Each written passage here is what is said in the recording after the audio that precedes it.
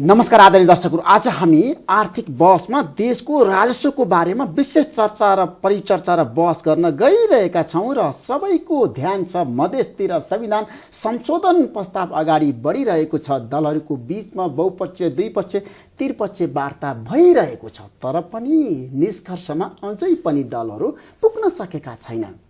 तर देश पुनर्निर्माणको अभियानमा जुटिसकेको छ र अहिलेको अवस्थामा भूकम्प गइसकेपछि जनतालाई राहत दिने पुनर्निर्माण र साँच्चीकै बन्ने नवनिर्माणमा यतिखेर सरकार जुटिसकेको अवस्था छ। राजस्वको अवस्था कस्तो छ त? मधेसमा आन्दोलन भएको 5.5 महिना नाकिसकेको छ, अघोषित नाकाबन्दी छ, तर पनि जनताले अझै पनि आशा मारेका छैनन् र जनताले भनिरहेका छन् छिटो निर्णय गर।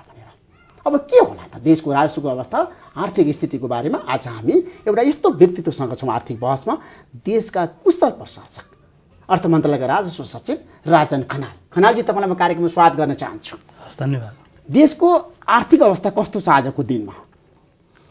अहिलेसम्म हामी अर्थ मन्त्रालयको तर्फबाट हेर्दा केही असहज आपूर्तिको व्यवस्थाले अर्थ मन्त्रालयलाई केही नकारात्मक प्रभाव त पारेको छ, तर समग्र आर्थिक अवस्था नै प्रतिकूल छ र राज्यले साह्रै अप्ठ्यारो मान्नुपर्ने अवस्था पनि छैन। केही सङ्केतहरू त्यस्ता पनि छन्। आपूर्ति व्यवस्थापनमा असहजताको कारणले केही मूल्य वृद्धि पनि भएको छ। केही सामानको आपूर्ति असहज भएको हुनाले आम जनताले त्यसको सुविधाबाट वञ्चित हुनुभएको छ। तर हामीलाई प्राप्त हुने राजस्व, हामीले सङ्कलन गर्ने राजस्व र राज्य कोषबाट खर्च गर्नुपर्ने राजस्वको अवस्था भने सन्तोषजनक नै छ। तर पनि राजस्वको कुरा गर्दाखेरि, देशको आर्थिक गतिविधिको कुरा गर्दाखेरि अर्थतन्त्र जर्जर भएको छ नि राजन खनालजी।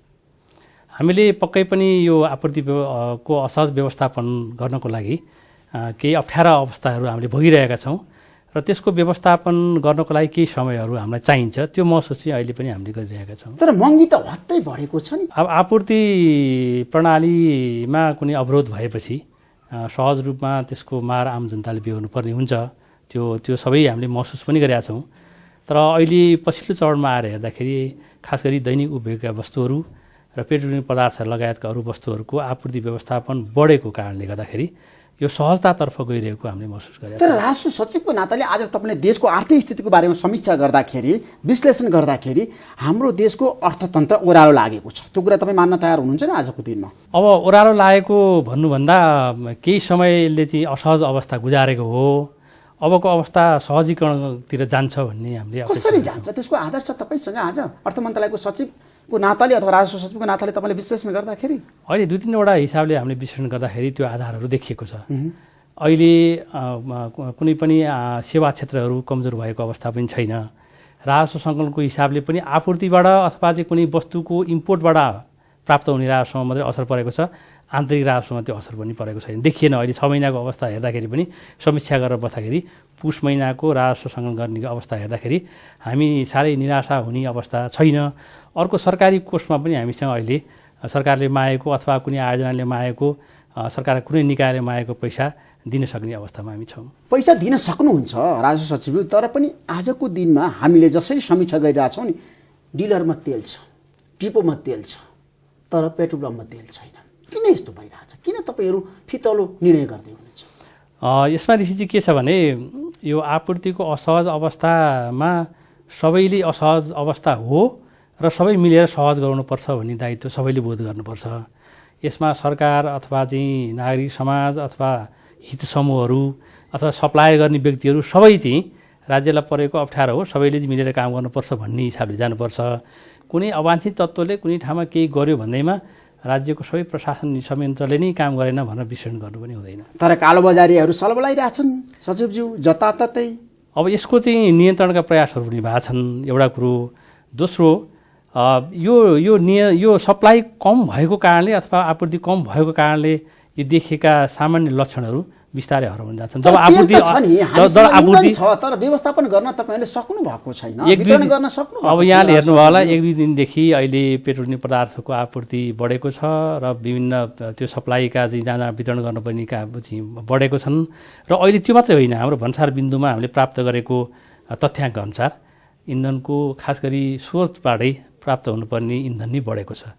इन्धन बढेको हिसाबमा नै आपूर्ति भएन भने चाहिँ हामीले त्यसमा चाहिँ तर जनताले तेल पाएका छैन नि त, घन्टौँ लाइनमा बस्नुपर्छ। त्यो असहज अवस्था छ। अब जब हामीलाई चाहिने वस्तु जति चाहिने हो त्यति वस्तु आपूर्ति भएन भने त्यसबाट चाहिँ वितरणमा केही असहजता आउँछ। तर डिपोमा तपाईँलाई थाहा छ करोडौँ लिटर तेल छ, पेट्रोल छ, डिजल छ, जनताले किन पाइरहेछ नि? अहिले मलाई के लाग्छ भने अहिले पनि हाम्रो तेलबाट प्राप्त हुने राजस्व सबभन्दा बढी राजस्व, भन्सार बिन्दुमा प्राप्त हुने राजस्व चाहिँ सबभन्दा बढी हाम्रो पेट्रोलियम पदार्थबाट प्राप्त हुन्छ। त्यसकारण यो पेट्रोलियम पदार्थ सहज नाकाबाट सहज रूपमा नआएसम्म त्यो पैसा चाहिँ राजस्वमा आउँदैन। त्यसकारण सबभन्दा बढी मेरो चिन्ता नै यो सबै आपूर्ति व्यवस्थापन सहज हो र सबै पेट्रोलियम पदार्थहरूको चाहिँ आपूर्ति खास गरी भन्सार बिन्दुबाटै प्राप्त होस् भन्ने हिसाबमा हामी लागिरहेको छौँ। उसमा हाम्रो देशको आज आर्थिक स्थितिको कुरा गर्दाखेरि ब्ल्याक इकोनोमीतिर हाम्रो देश अगाडि गएको हो, अग्रसर भएको हो। अब यस्तो छ ऋषिजी, अब ब्ल्याक इकोनोमीतिर अग्रसर भयो भन्नुभन्दा पनि त्यस्ता लक्षण देखिन्छन्, त्यस्ता चाहिँ प्रवृत्ति देखिन्छन् भने त्यसमा सरकार चाहिँ कडा रूपमा प्रस्तुत हुनुपर्छ। तर कारबाही गर्न त सकेको छैन नि सरकार। तपाईँले अहिले सुन्नु होला पटक ठाउँ ठाउँमा यस्ता चाहिँ कुराहरू चाहिँ सिलबन्दी गर्ने, कारबाही गर्ने, त्यो नियन्त्रण गर्ने कुराहरू भएको छन्। तर अब यो एउटा के छ भन्नुहुन्छ भने जब हामी कहिलेकाहीँ हामीले दिनुपर्ने वस्तु बजारलाई अथवा मागलाई पर्याप्त रूपमा दिन सक्दैनौँ त्यसपछि अवांछित गतिविधिहरूले स्थान पाउँछ। उसो भए सरकार तस्करहरूको संरक्षण गर्ने पक्षमा छैन? एकदम छैन। त्यसमा हामी त्यो पक्षमा पनि छैनौँ, त्यसको निरन्ता दिने पक्षमा पनि छैनौँ, त्यसलाई हामी कडाभन्दा कडा कारबाही गर्ने पक्षमा छौँ। उसो भए तपाईँहरूले आजको दिनमा छ नि महँगी नियन्त्रण गर्न सक्नुहुन्छ? अब जस्तै केही समय अगाडि जुन जस्तो महँगी थियो अहिले जस्तो तेल अथवा दलहनको यो जुन चाहिँ मूल्य आकाशी दिएको थियो अहिले त्यो धेरै तल झरिसकेको छ। किनभने कतिपय वस्तुहरूको मूल्य चाहिँ बजारले निर्धारण गर्छ, तर बजारमा प्रतिस्पर्धाको आधारमा निर्धारण हुन्छ। त्यस कारण यो प्रतिस्पर्धी मूल्य कायम गर्न वस्तुको सप्लाई चाहिँ निरन्तर गर्नु जरुरी छ। अर्थमन्त्री विष्णुप्रसाद पौडेलले श्वेत पत्र जारी गर्दाखेरि स्पष्ट रूपमा भन्नुभएको थियो हाम्रो देशमा महँगी बढ्छ, 10% पुग्छ भनेर उहाँले नै घोषणा गर्नुभएको थियो। त्यसकै परिणाम हो कि आज महँगी बढेको? अब यस्तो जो श्वेत पत्र चाहिँ भने चाहिँ कस्तो हुन्छ भने राज्यले अहिलेको आर्थिक अवस्थाको विषयमा यथार्थ चित्रण गरेको विषय हो। त्यो विषयलाई मैले अन्यथा भन्न पनि मिल्दैन, त्यसमा जे छ त्यो यथार्थ हो। तर अर्थमन्त्री यथार्थ बोल्नु भएको थियो एकदम। जस्तो त्यसमा के थियो भनेदेखि अहिलेको माग र आपूर्ति बिचमा असन्तुलन हुने बित्तिकै मूल्य वृद्धि हुन्छ।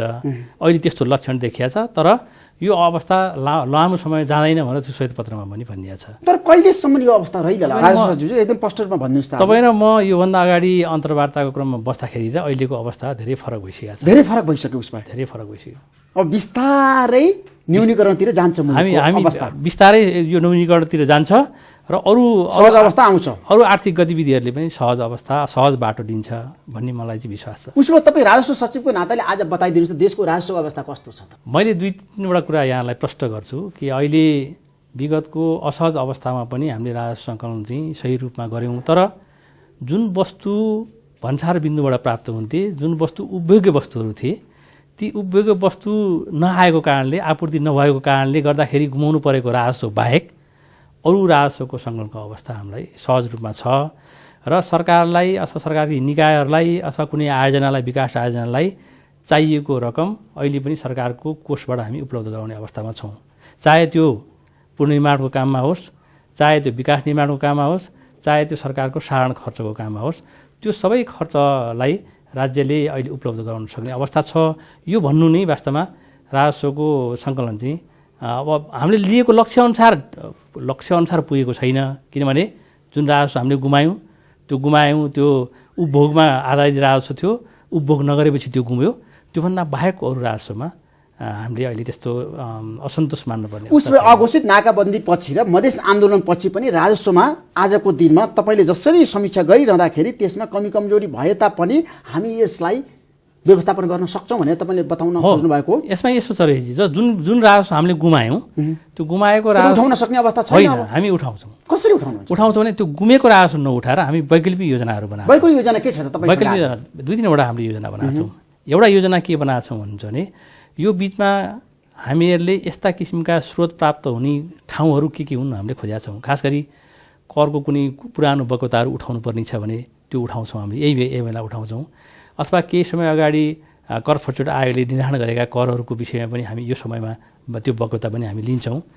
त्योभन्दा अर्को महत्त्वपूर्ण कुरा चाहिँ हामीले गत वर्ष विभिन्न आयोजनामा दात्री निकायबाट सहयोग प्राप्त हुने आयोजनाबाट खर्च गरेको रकम दात्री निकायसम्म हामीले चाहिँ शोध भर्ना माग गर्छौँ र त्यो शोध भर्ना प्राप्त भएपछि हामीले त्यो पैसा चाहिँ हाम्रो राजस्वमा प्राप्त हुन्छ।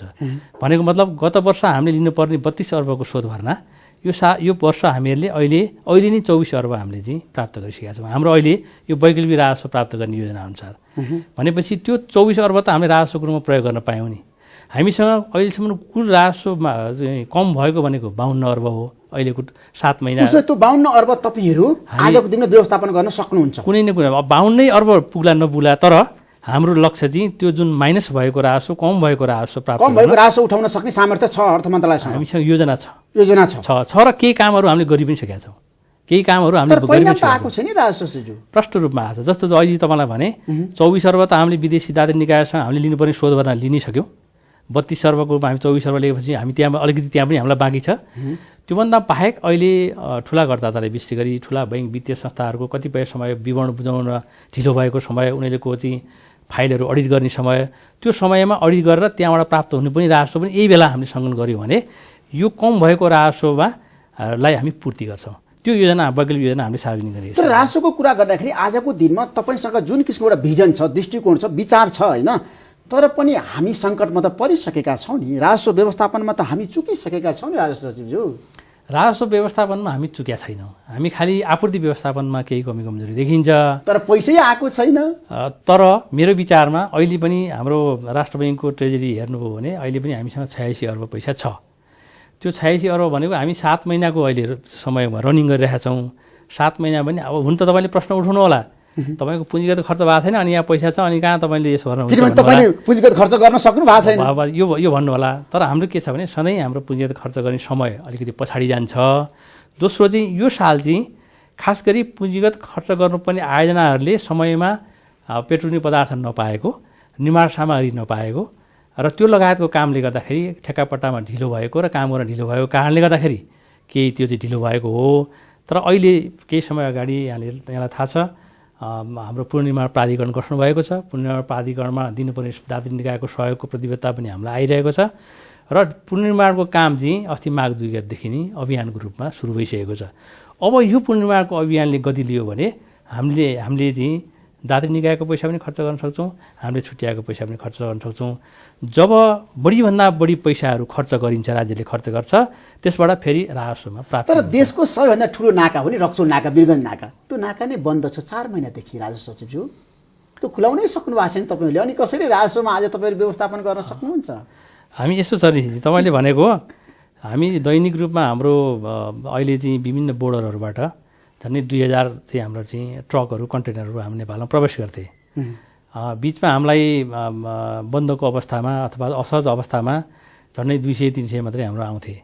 अहिले हामी वीरगञ्ज नाकाबाट आउनु पर्ने सामानहरूलाई पनि रिरुट गरेर या भैरवाबाट या विराटनगरबाट रिरुट गरेर ती सामानहरू जस्तो ग्यासकै भनौँ न, ग्यासको धेरै सामानहरू रिरुट भएर भैरवाबाट प्रवेश गरिसकेका छन्। त्यहाँबाट आउने सामानलाई अन्य व्यवसायीहरूले पनि अब त्यहाँ असहज भए पनि अरू नाकाबाट ल्याउँछु भनेर उनीहरूले नाका परिवर्तन गरिसकेका छन्। यो हिसाबले ती सामानहरू यता आउने बित्तिकै अहिले हाम्रो दैनिक 1200-1300 चाहिँ कन्टेनर ट्रकहरू आउन थालेका छन्। यो हुने बित्तिकै हाम्रो आपूर्ति व्यवस्थापन सहज भएको छ। त्यस्तै गरी ड्राइपोर्टबाट जुन बेला ड्राइपोर्ट बन्द थियो, 40 दिनसम्म बन्द थियो, त्यो अहिले खुलाइसकेपछि कन्टिन्यू भइसकेपछि त्यहाँबाट झन्डै 17,000 ट्रकहरू चाहिँ अहिले हाम्रो आइसकेका छन्। यो हिसाबले गर्दाखेरि अब आपूर्तिको यो व्यवस्थापन चाहिँ सहज हुन्छ।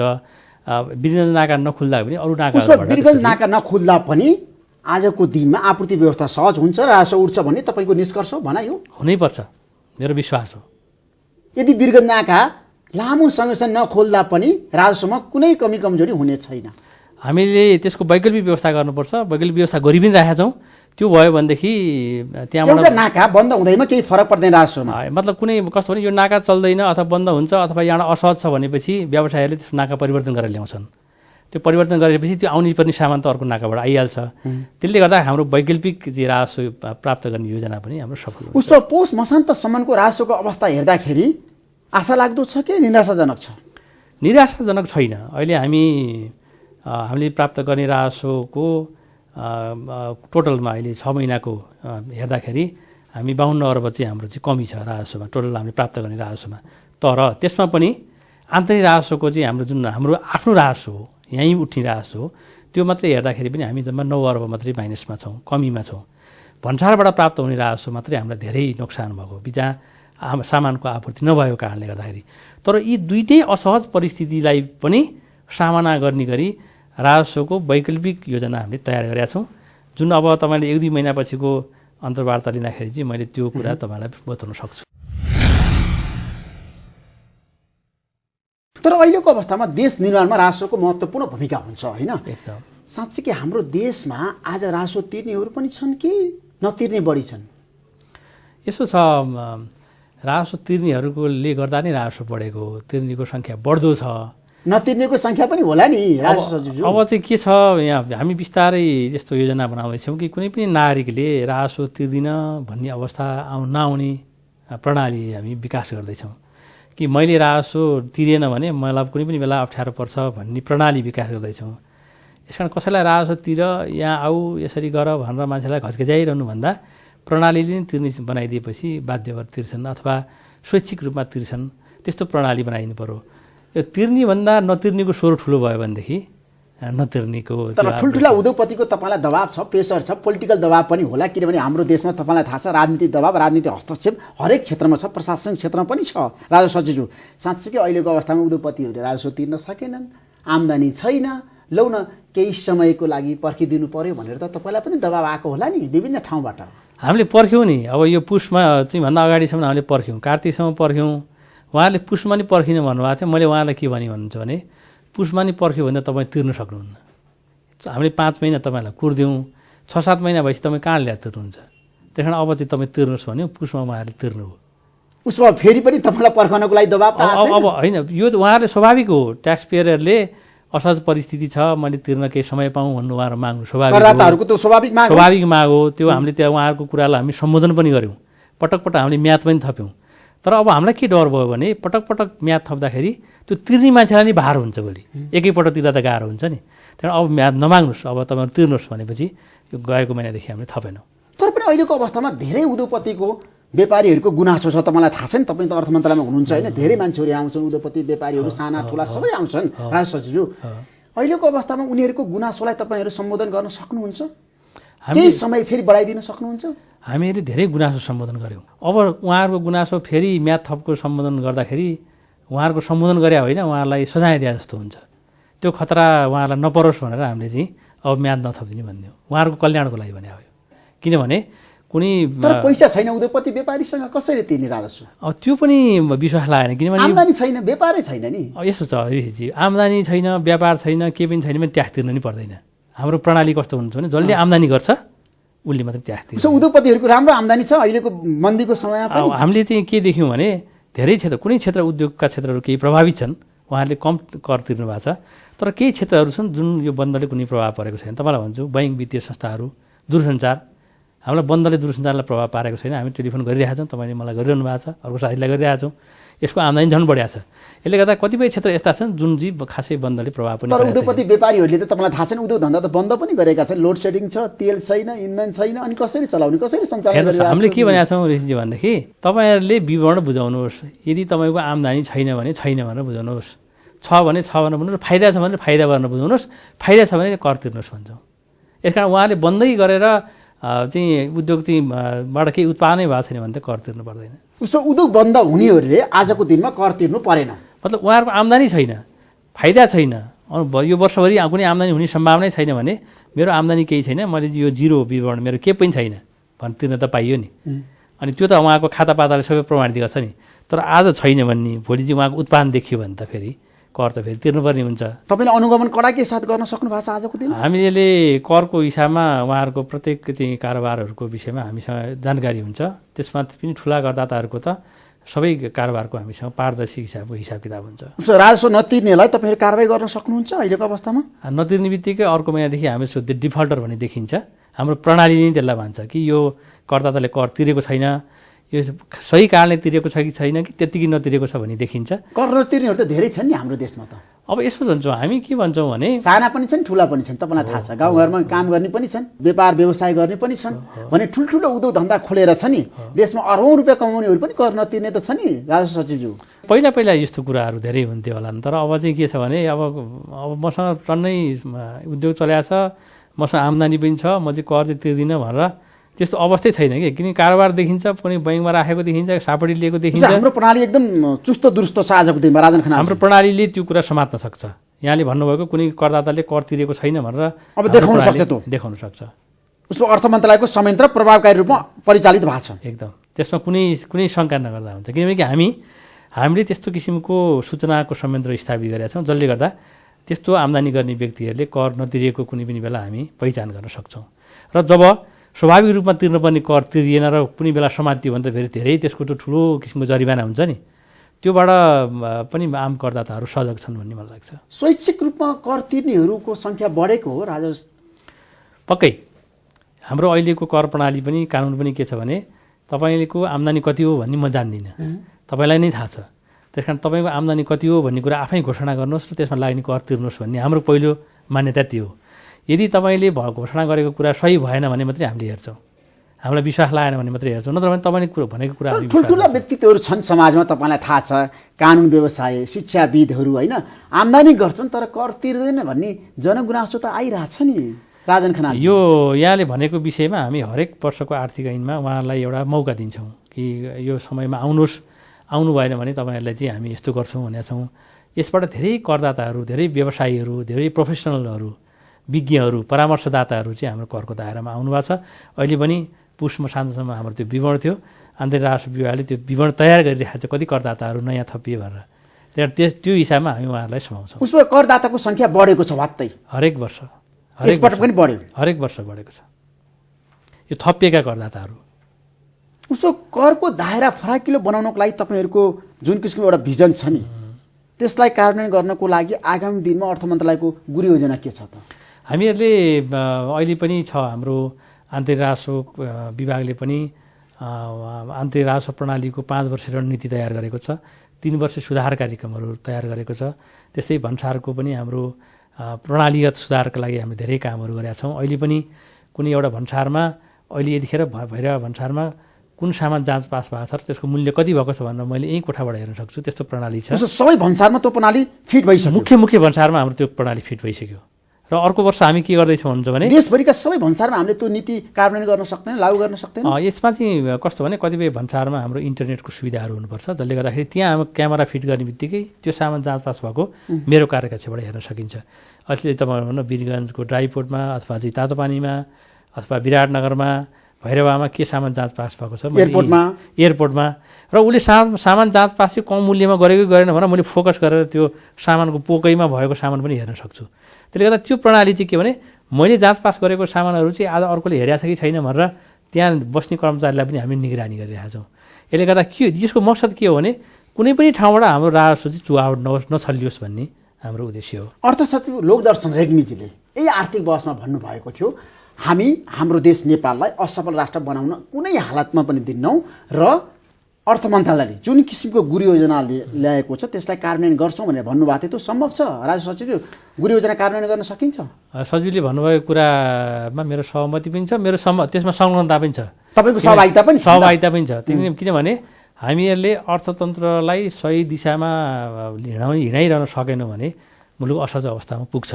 त्यसले गर्दा यो मुलुकलाई ड्राइभ गर्ने, सञ्चालन गर्ने, परिचालन गर्ने कुरा आएको थियो होइन, असफल राष्ट्र बन्नै दिन्न भने अर्थमन्त्री विष्णुप्रसाद पौडेलले पनि भन्नुभएको थियो, त्यो अर्थ सचिवले पनि भन्नुभयो असफल राष्ट्र हुँदैन। लोकदर्शन रेग्मीजीले पनि आर्थिक रूपमा त्यस्तो सम्भावना छैन। उसो आन्तरिक राजस्व विभागका महानिर्देशक चुनामणि शर्माले धेरै पटक भन्नुभएको छ आर्थिक बहसमा अहिलेको अवस्थामा जुन किसिमको कर प्रणाली छ त्यसलाई हामीले छ नि फराकिलो बनाउनुपर्छ, चुस्त दुरुस्त बनाउनुपर्छ र प्रभावकारी रूपमा अगाडि बढ्नुपर्छ भनेर भन्नुभएको छ। त्यसमा चाहिँ तपाईँहरूले गुरु योजना कार्यक्रम ल्याएर कार्यान्वयन गरेर एकदम सशक्तका साथ जाने बाटो तय गर्नुभएको छ। हामीलाई यस्तो हुन्छ रहेछ, अहिले हामीले गरेको कर प्रणालीको सुधार, करको दायरा विस्तार, लगानी मैत्री कर नीतिको जुन कार्यक्रम छ त्यो कुरालाई हामीले मात्रै भन्ने होइन, हामीलाई पनि हेर्ने अन्तर्राष्ट्रिय संस्थाहरू छन्, खास गरी वित्तीय प्रणाली ठिक ढङ्गमा गएको छ कि छैन भनेर अन्तर्राष्ट्रिय मुद्रा कोषले विश्व ब्याङ्कले हामीलाई बेला बेला उनीहरूको मिसन आएर हामीलाई हेर्छ, हामीलाई रेटिङ गर्छ, तिम्रो ठिक छ कि छैन, यति प्रतिशत वृद्धि दर भनेको यो ठिक छ कि छैन भनेर हेर्छ। त्यो हिसाबमा पनि हाम्रो कर प्रणालीलाई अहिले दक्षिण एसियाकै एउटा राम्रो सुधारको कर प्रशासनको रूपमा स्वीकार गरिएको छ। यो हामीले भनेको विषय होइन, हामीले त यहाँ सुधार भएको छ भनौँला, तर त्यो रेटिङ प्रणालीमा चाहिँ हामी पनि खर उत्रिया छौँ। अहिले हाम्रो कुल गार्हस्थ्य उत्पादनको 17-18% चाहिँ हाम्रो कर राजस्वको योगदान छ भन्ने बित्तिकै त्यो मुलुकको चाहिँ राजस्व प्रणाली चाहिँ सक्षम छ, प्रभावकारी छ भन्ने देखिने हो। यो हामीले भन्दा पनि अरूले मूल्याङ्कन गर्ने विषय हो। किनभने जनतामा कर तिर्नुपर्छ भन्ने भावना बढेको छ सचिव। पहिला चाहिँ के को चर्चा हुन्न थियो हेर्नु, धेरै कुराहरूको चर्चा समाजमा हुन्थ्यो, करको चर्चा हुँदैन थियो। अहिले चाहिँ करको चर्चा घर घरमा। तपाईँलाई थाहा छ आर्थिक बहसमा हामीले करकै बारेमा बहस गरेका छौँ र जनतामा कर किन तिर्नुपर्छ भन्दा देश बनाउनको लागि, पुनर्निर्माणको लागि, र देश निर्माणमा त सबैको सहभागिता हामीले खोजेका छौँ नि त, होइन र सचिव? अहिले के भयो भनेदेखि हामीले चाहिँ सबै ठाउँमा यो बनाइदिए हुन्थ्यो, यो गरिदिए हुन्थ्यो, सरकारले यसो गरे हुन्थ्यो, सरकारै भएन भनेर खोजिरहेका छौँ, अर्काले तिरेको तिरेन भने खोज्छौँ, सरकारले बनाइदिएको बनाएन भनेर भन्छौँ, एउटा बाटो अलिकति बिग्रिएको छ भने सरकारले बनाएन भन्छौँ, तर त्यो बाटो बनाउन मैले के योगदान गरेको छु भनेर पनि आफैले कर तिरेको छ कि छैन भन्ने कुरा चाहिँ उसले समीक्षा गरेको छैन। त्यहाँ त्यो समीक्षा हुन थाल्ने बित्तिकै सरकारमा अभाव पनि हुँदैन, स्रोत पनि पर्याप्त हुन्छ, सरकारले लगानी पनि गर्न सक्छ र जनताले पनि गर्वको अनुभूति गर्छ। तर तपाईँलाई थाहा छ नि हामी कहाँ जसरी छ नि ब्ल्याक लिस्टमा पर्नेहरूलाई पनि तपाईँले प्रोत्साहन गर्नुहुन्छ, छुट दिनुहुन्छ, कारबाही गर्नुहुन्न भन्ने जनगुनासो त छ नि। अब यसमा के हुन्छ भने त्यस्तो अब ब्ल्याक लिस्टमा पर्ने, कालो सूचीमा पर्ने अथवा चाहिँ अवैध कारोबार गर्नेहरूलाई छुट भन्ने हुँदैन। तर कहिलेकाहीँ के हुन्छ भने कानुन बमोजिम हामीले गरेको कारबाहीको प्रक्रिया मिलेन कि, कानुनको कुनै दफा लाउँदाखेरि कुनै मिलेन कि, अथवा हामीले गरेका चाहिँ अतिवादी ढङ्गले हामीले गरियो कि भन्ने हिसाबले कसरी उन्मुक्ति पाउने बेग्लै कुरो, नत्र त्यस्तो कुनै व्यक्ति विशेष कुनै संस्था विशेषलाई उन्मुक्ति दिने गरी कुनै पनि हाम्रो त्यस्तो निर्णयहरू हुँदैनन्। उसमा जाँदै सचेतज्यू अहिलेको अवस्थामा हामीले पुनर्निर्माणको जुन किसिमको हामी महाअभियानमा छौँ, विदेशीको पैसा तपाईँसँग हुन्छ, अर्थ मन्त्रालयसँग छ, राजस्व सचिवसँग छ, त्यो पैसालाई कसरी परिचालन गर्ने, कसरी सदुपयोग गर्ने? अब एउटा खुसीको कुरा के छ भन्नुहुन्छ भने अहिले पुनर्निर्माण प्राधिकरण गठन भएको छ, त्यसको कार्यकारी प्रमुख नियुक्ति भइसक्नु भएको छ। अब केही समयभित्रै हामीले चाहिँ उहाँहरूलाई हामीले एकमुष्ट पैसा दिन्छौँ।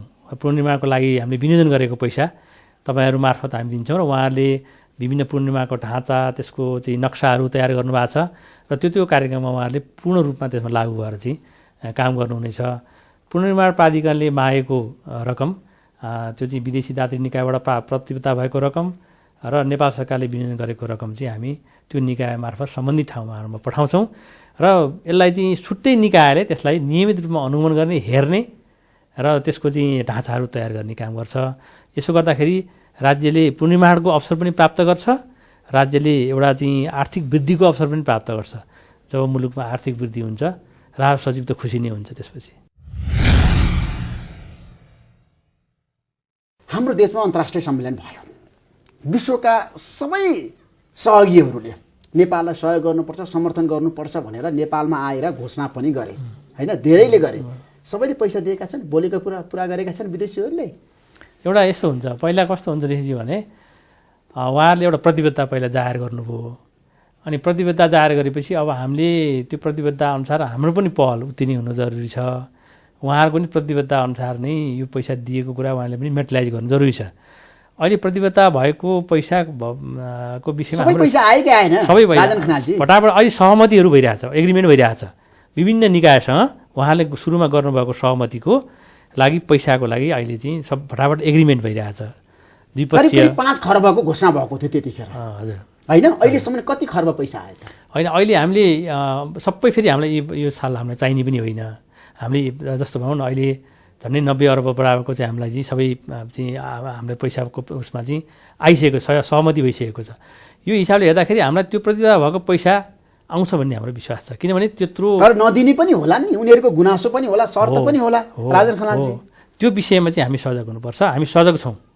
उहाँहरूले राख्नुभएका कुराहरू, उहाँहरूले राख्नुभएका शर्तहरू, उहाँहरूले राख्नुभएका कुराहरूमा दोहोरो छलफल गर्न र त्यो विषयमा पर्याप्त पुष्ट्याइहरू दिन हामी तयार छौँ। किनभने तपाईँहरूको प्रतिबद्धता अनुसार आजको दिनमा छ नि तपाईँले पारदर्शीका कुरा गर्नु भएको छ होइन, पैसा दुरुपयोग हुँदैन, सदुपयोग हुन्छ, भ्रष्टाचार हुँदैन भनेर तपाईँले भनिरहँदाखेरि विदेशीहरूले अझै पनि नेपाल सरकारलाई विश्वास गरेको छैन नि राजन खनालजी। होइन, उहाँहरूको एउटा ठुलो शर्तको रूपमा रहेको भनेको पुनर्निर्माण प्राधिकरण बनोस्, छुट्टै ऐनले त्यसलाई सञ्चालन होस्, त्यसले सबै हेरिदियोस्, मापदण्डहरू तोकिदियोस् भन्ने थियो। त्यो कुरा पुरा भएको छ।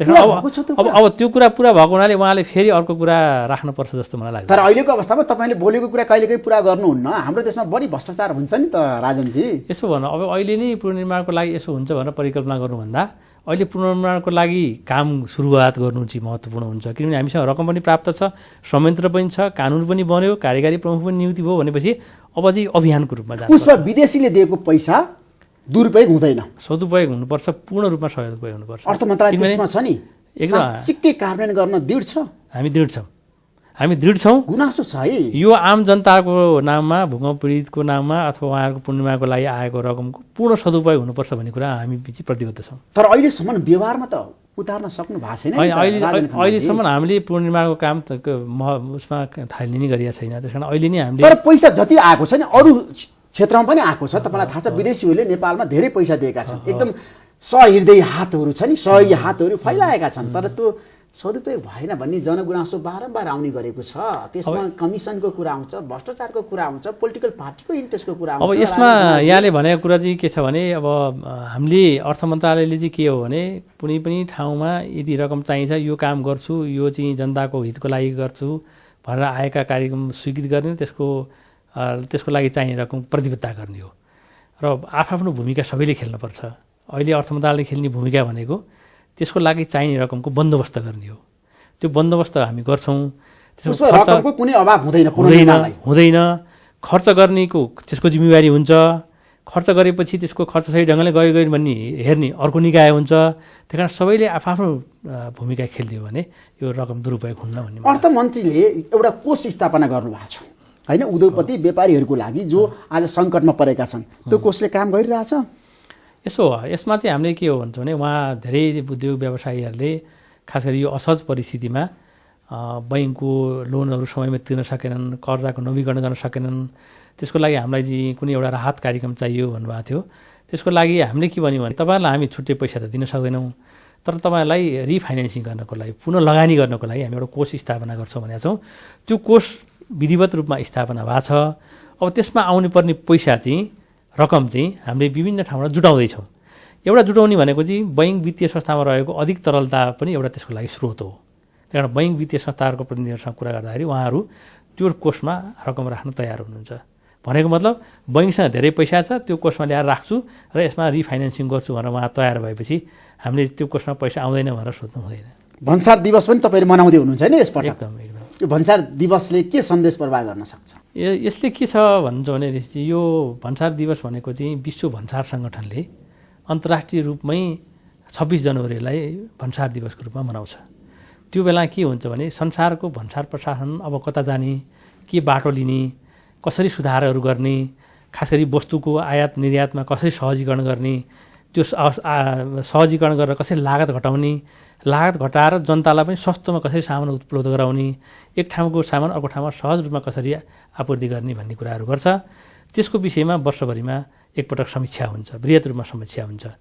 अबको 21औं शताब्दीको भन्सार प्रशासन कस्तो हुन्छ भनेर विश्व भन्सार सङ्गठनले उल्लेख गरेको छ कि अबको भन्सार प्रशासन भनेको बोर्डरमा काहीँ हेरफेर हुँदैन, सहज रूपमा चाहिँ त्यहाँ वस्तुहरूको घोषणा हुन्छ र हरेक कुराहरू ट्रान्सपरेन्ट हुन्छ कि पारदर्शी हुन्छ र कुनै पनि वस्तुहरूको सामानमा मूल्याङ्कन ठगिन्न र त्यसले अन्ततगत राजस्व पनि आउँछ, सीमा सुरक्षा पनि हुन्छ र कारोबार पारदर्शी पनि हुन्छ भन्ने मान्यता राख्छ।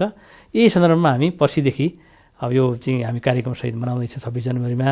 यसमा हाम्रो विशेष अभियानको रूपमा कि सबै भन्सारमा अब विशेष खालको आइटी प्रणाली, कस्टमको डाटा प्रणाली, वैज्ञानिक रूपमा भन्सार प्रणालीलाई पनि लिएर लानुपर्ने हुन्छ कि त्यस्तो हामी चाहिँ यो चाहिँ कम्प्युटरको डाटा प्रणाली लागू गर्दैछौँ, जसलाई हामी आसिकुडा ओल्ड भन्छौँ।